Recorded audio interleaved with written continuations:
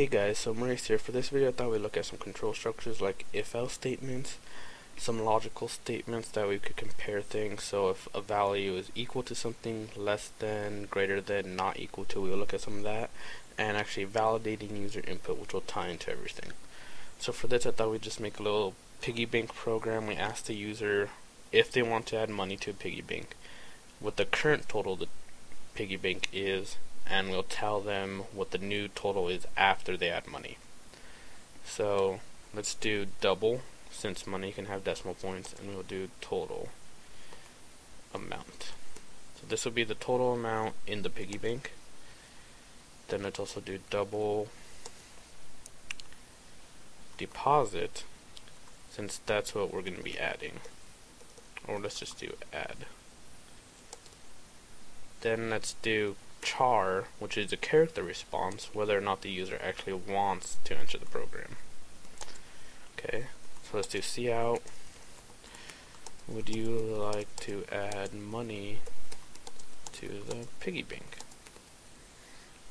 Now right here I'll do y or n. That way the user knows the input command is y for yes or n for no, and that's how we'll gauge our program. So we do cin just like normal, and we're going to grab the character response, so response, and now let's come to our first control structure. And I'll just do the skeleton first. So let's explain the logic. So this is our very first control structure, an if-else statement. It's just as if you're speaking in normal English. If this happens, then do this, else do the other thing. It's the exact same way it works in C++. So whatever inside these parentheses, if it tests true, it will execute whatever code we put in here. If it tests false, it will execute whatever code is in here. So everything is always a true-false statement when it comes to these control structures. So we're going to test whether or not the user pressed a Y or an N. So let's test if they put Y. So the name of our variable that holds the answer is response. Now we want to do if response is equal to. Now, to do equal to, it's just equal, then what we're comparing against. So in this case it would be capital Y. So now, if response is equal to capital Y, it's going to do this.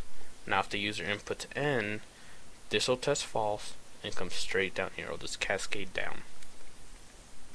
And if whenever you're comparing single letters, always do single quotes. If you're comparing strings, then you do double quotes, or there's special string functions I'm going to show later on as well.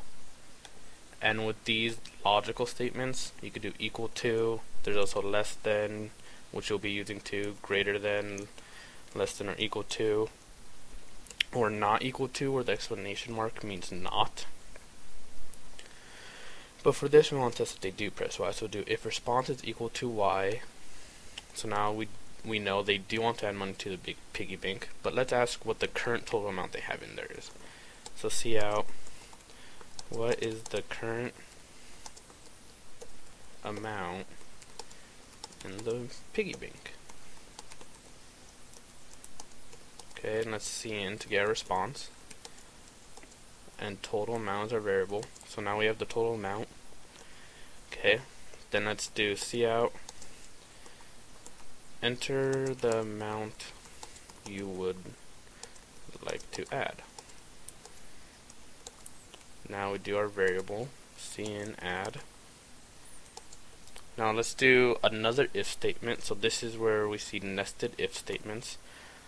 And the reason we're doing this is because when you deposit money into a bank, it obviously has to be a positive value.